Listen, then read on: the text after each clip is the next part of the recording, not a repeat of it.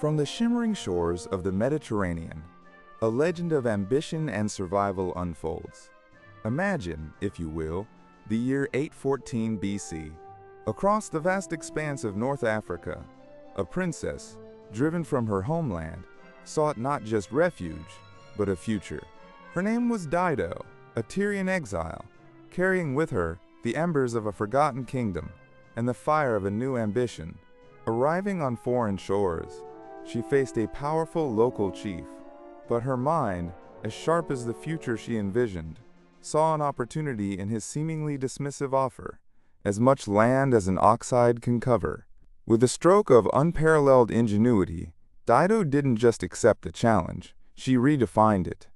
She sliced the hide not into a patch, but into impossibly fine strips, laying them end to encircle an entire hill. Upon this ingenious foundation, a city of immense power would rise, Carthage. This was more than just a settlement. It was the genesis of a Phoenician trading empire, a future titan destined to challenge the very might of Rome, all born from a single audacious act of cunning. Imagine a world where your deepest beliefs could cost you everything. For centuries, the Roman Empire was a place of imperial persecution, and Christians, a growing minority, faced brutal repression. But then, in 313 AD, everything changed. Fueled by a profound vision on the eve of a pivotal battle, Emperor Constantine emerged victorious. He wasn't alone. Alongside his co-emperor Licinius, he issued a decree that would echo through the ages, the Edict of Milan. This wasn't just a policy change. It was a radical declaration of religious toleration, granting freedom to all faiths. The brutal persecution of Christians abruptly ended, allowing their churches to flourish and laying a crucial foundation for the future empire of Byzantium. This single act forever altered the course of history, ushering in an era of unprecedented religious freedom. Imagine a universe, not empty, but filled with an invisible, all-pervading substance, the ether, thought to be the very medium through which light waves traveled. This was the prevailing scientific belief in the late 19th century. In Cleveland, Ohio in 1887, two brilliant minds, Albert Michelson and Edward Morley, embarked on a quest to detect the Earth's motion through this cosmic sea. They designed an experiment of unparalleled precision, designed to measure the subtle drag of this ethereal wind. They expected to see a measurable shift in the speed of light, a clear indication of their movement through the ether. But what they found was utterly astonishing and deeply perplexing. Absolutely nothing. Zero. The ether wind they so meticulously searched for simply wasn't there. This perplexing null result, this astonishing silence, would shatter established physics and pave the way for a revolutionary new understanding of space, time, and the very fabric of reality itself. Imagine a city not buried by time, but frozen in it. This is the astonishing discovery at Akrotiri, a Bronze Age settlement on the Greek island of Santorini. For centuries, this vibrant Minoan port lay hidden, entombed beneath layers of volcanic ash from a cataclysmic eruption.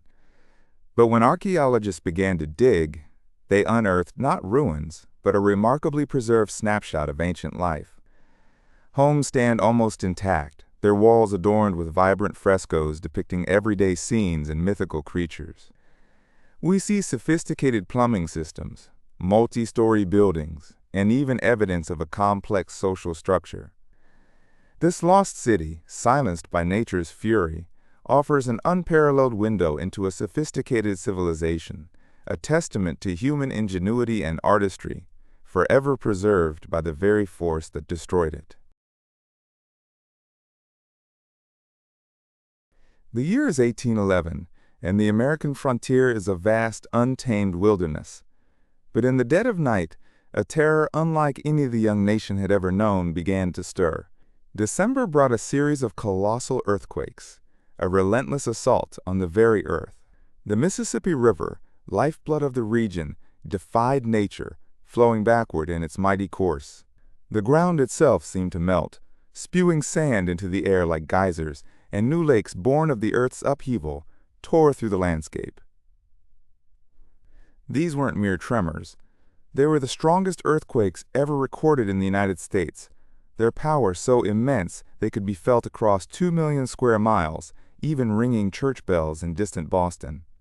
The new Madrid earthquakes left an indelible scar on the land and the collective memory of a nation teetering on the edge of history. Imagine a world where the human body was largely a mystery, shrouded in ancient texts, and often based on the dissection of animals. For centuries, the teachings of Galen, a Roman physician, dominated medical understanding, yet his anatomical descriptions were fundamentally flawed, derived not from human dissection, but from the study of apes. Then in the 16th century, a young Flemish physician named Andreas Vesalius dared to look for himself. He challenged convention, performing his own dissections, meticulously documenting what he saw. What he discovered was revolutionary, and often shocking. Muscles in different places, organs structured in ways never before imagined. His groundbreaking work, De Humani Corporis Fabrica, published in 1543, wasn't just a book. It was a rebellion, a vivid, illustrated testament to direct observation. Vesalius didn't just describe the body. He redefined it, laying the foundation for modern anatomy and igniting a new era of scientific inquiry that continues to shape medicine today. February 4th, 1974. A date etched into the American psyche. In a quiet Berkeley apartment, a young heiress, Patty Hearst, vanished. Her captors, the radical Symbionese Liberation Army. Their demand, shockingly, was not ransom, but food for the poor, a redistribution of wealth. The Hearst family complied, paying millions, yet Patty did not return. Instead, months later, chilling surveillance photos emerged. Patty Hearst, rifle in hand, participating in a bank robbery, now known as Tanya. Was she a victim, brainwashed into a revolutionary, or had she willingly joined the cause? Her subsequent trial captivated a nation, forcing a reckoning with the blurred lines between victim and perpetrator, and leaving an indelible question mark on the turbulent era. In the year 1241, a shadow fell across Eastern Europe, a terror unlike any seen before. The Mongol horde, a whirlwind of horse and steel, was no longer a distant threat. They were at the gates. King Bela IV of Hungary, rallying his nation, mobilized his army, a desperate stand against the seemingly invincible invaders. They chose the river Sijo as their defense, a natural bulwark against the approaching storm. But the Mongols, masters of deception, had a plan. Under the cloak of darkness, their engineers built a swift bridgehead, a daring gamble that paid off with shocking speed. Then, with terrifying precision, their cavalry swept around the Hungarian flanks, a perfect encirclement. The battle was brutal, decisive, and a catastrophic defeat for Hungary. Europe, which had only heard whispers of this Mongol menace, now stood utterly stunned, facing a future forever altered by this devastating victory.